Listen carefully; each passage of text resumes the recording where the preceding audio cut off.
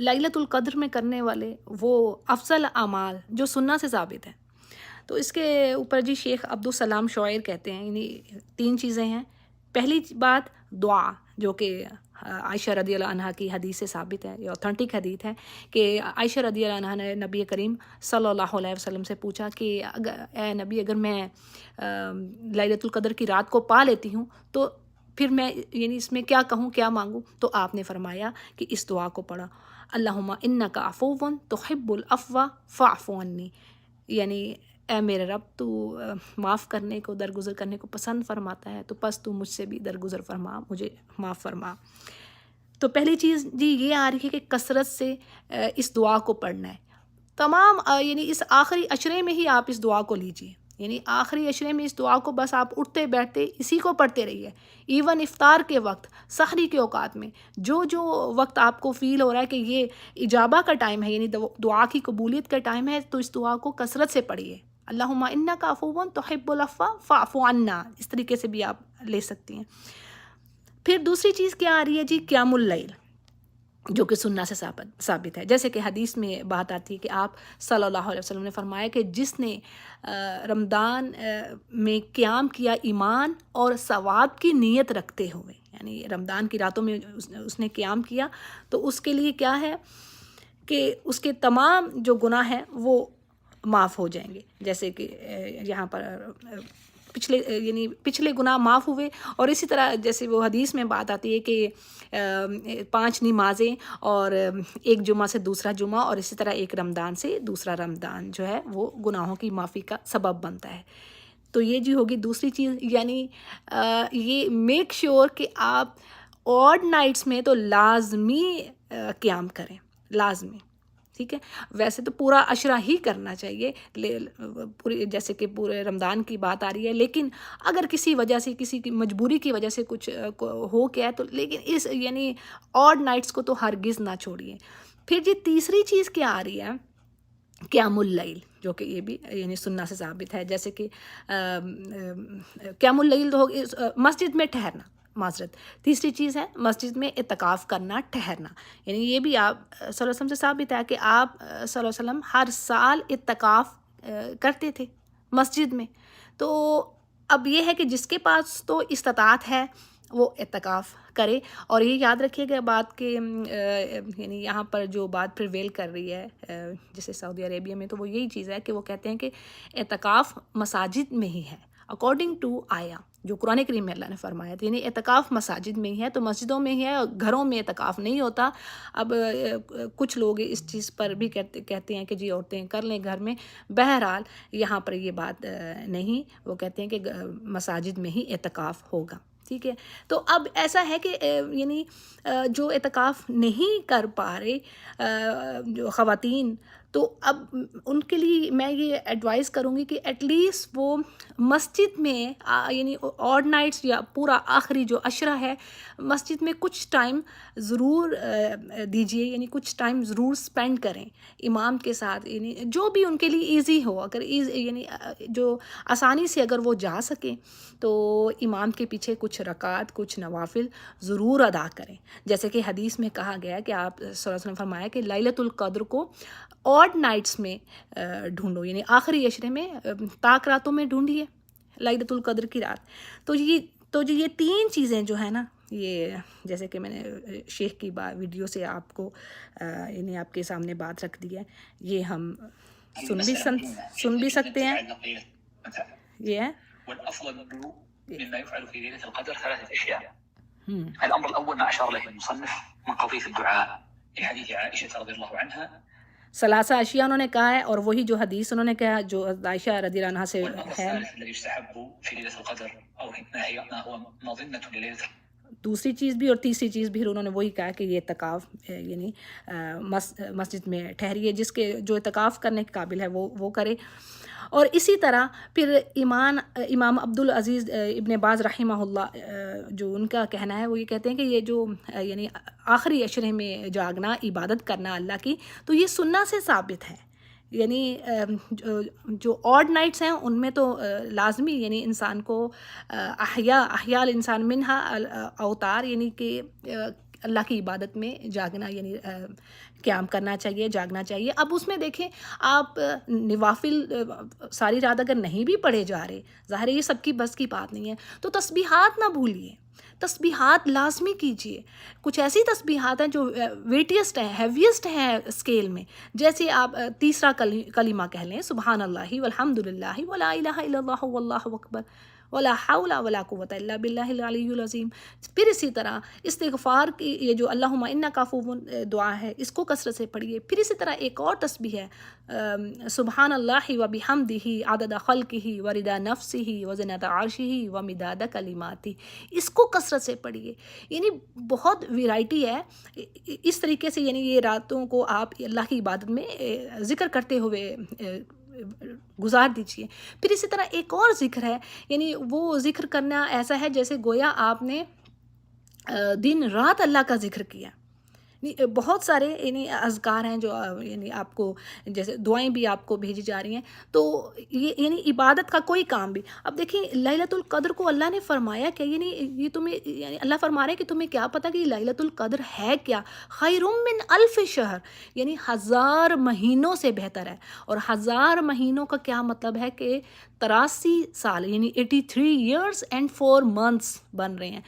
یعنی اگر کسی نے 83 سال اور 4 مہینے عبادت کی ہے، تو وہ اس رات میں، اگر اس ایک رات میں لیلۃ القدر میں کھڑا ہو جاتا ہے، عبادت کر لیتا ہے، تو اس کی اس عبادت کا اجر اس 83 سال اور 4 مہینے کی عبادت سے بہتر ہے۔ سبحان اللہ، یہ اسکالرز کہہ رہے ہیں۔ یعنی ایک تو اللہ نے فرما دیا نا 1000 مہینوں کی بات ہے، یہ جو میں سالوں کا جو بتا رہی ہوں وہ چیز میں نے مینشن کی ہے۔ تو بات اس میں یہ ہے کہ کوئی بھی عمل ہو، جیسے اسکالرز کہتے ہیں، اب اس پہ بھی ایک عرب شیخ ہی کی ویڈیو مجھے آئی تھی، تو انہوں نے اس میں یہی میں سن رہی تھی، وہ کہتے ہیں کوئی بھی عمل ہو، کوئی بھی عمل خیر ہو، اینی رائچس ڈیڈز جو آپ اینی آف رائچس ڈیڈز آپ کر رہی ہیں، آپ اچھی بات کسی کو کہہ رہی ہیں، صدقہ دے رہی ہیں، ذکر کر رہی ہیں، نوافل ادا کر رہی ہیں، یعنی نیکی کا کوئی بھی کام اس کو مس نہ ہونے دیجیے۔ تو کوئی بھی آپ کام کریں وہ بہتر ہے ان سالوں سے، یعنی ان مہینوں سے، ٹھیک ہے، 83 سال اور 4 مہینے جو ہیں ان سے بہتر ہے جو کوئی بھی کام ہو اس میں۔ پھر اسی طرح یہ ہر سال، یعنی اس میں یہ ہے کہ آپ جیسے آپ دعا کر رہی ہیں اپنے لیے، اپنی اولاد کے لیے، اپنے والدین کے لیے، امت مسلمہ کے لیے، اور اللہ سے توفیق مانگیے، اسٹرینتھ مانگیے کہ اللہ تعالیٰ ہمیں نیکی پر جمائے رکھ، ہمیں قرآن کریم کے ساتھ محبت دے، اس کے ساتھ ہمیں جوڑے رکھ کر اس پر عمل کرنے والا بنا دے۔ یعنی نہ صرف یہ کہ ہم دن اور رات کی گھڑیوں میں اس کو پڑھیں، بلکہ اس پر عمل بھی کریں، ہمارے دلوں میں قرآن کریم اتر جائے، ہمارے دلوں کی بہار بنا دے قرآن کریم کو، عمل کرنے والا بنا دے، ہمیں صالحین میں سے کر۔ تو یہ دعائیں، یہ بھی دعائیں آپ کی چھوٹنی نہیں چاہیے اس رات میں۔ پھر اسی طرح میں ایک اور چیز جو مجھے لگی اہم ہے وہ آپ کو میں بتا دوں، وہ یہ کہ آپ دیکھیے مغفرت اور عفو میں کیا فرق ہے، ڈفرنس کیا ہے۔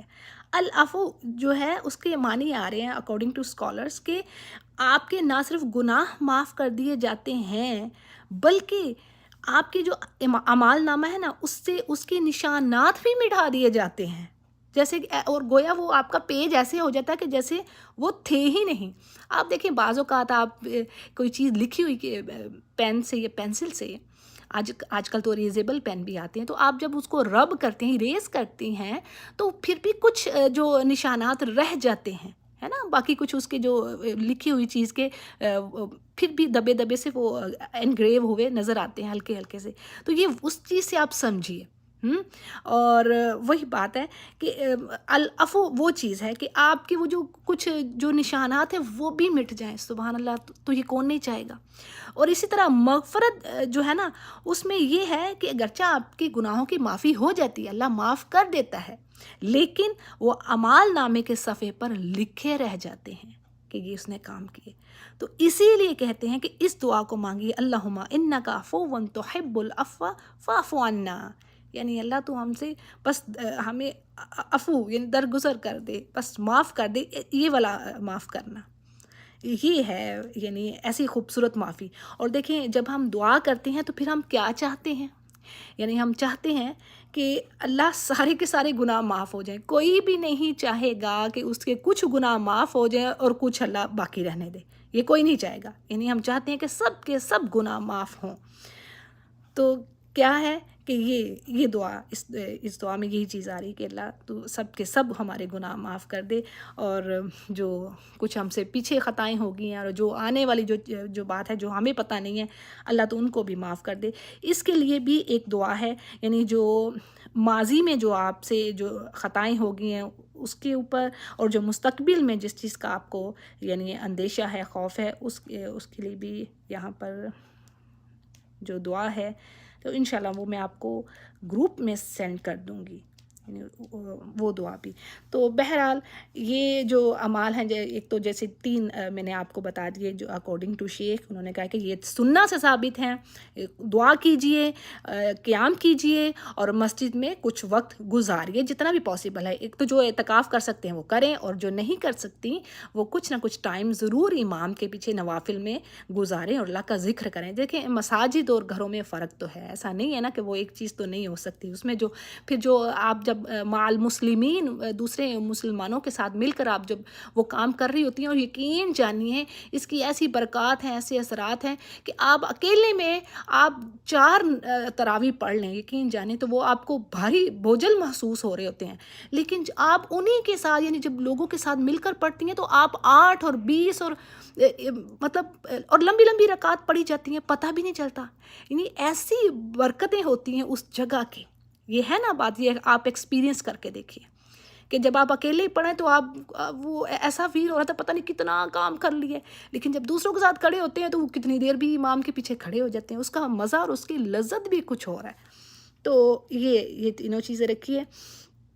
اور اسی طرح دعاؤں میں یعنی اعمال کیجئے جو بھی، یعنی اسی تسبیحات میں آپ کو اگین یہی کہوں گی، جیسے سورہ اخلاص کی تسبیح ہے اس کو مت بھولیے گا، وہ کیجئے. قل هو اللہ، اس کی بہت یعنی احادیث اس کے بارے میں ہے کہ جس نے قل هو اللہ احد یعنی سورہ اخلاص کو پڑھا، ایک بار بھی آ رہی بات اور 3 بار پڑھنے پر بھی آ رہی کہ اس نے 1/3 قرآن کے برابر اس کو اجر ملے گا. یعنی اس پر وہ بڑی اہم یہ سورہ ہے، اس کو پڑھیے. پھر اسی طرح جیسے میں نے تسبیحات اوپر بتا دی ہیں وہ پڑھیے. درود شریف بھی آپ پڑھ سکتی ہیں. یعنی یہ جو عشرہ ہے، اس عشرے میں یہ کام انشاءاللہ سارے کرنے ہیں، اور صدقہ خیرات پر فوکس رکھیے، اور بچیے برائیوں سے.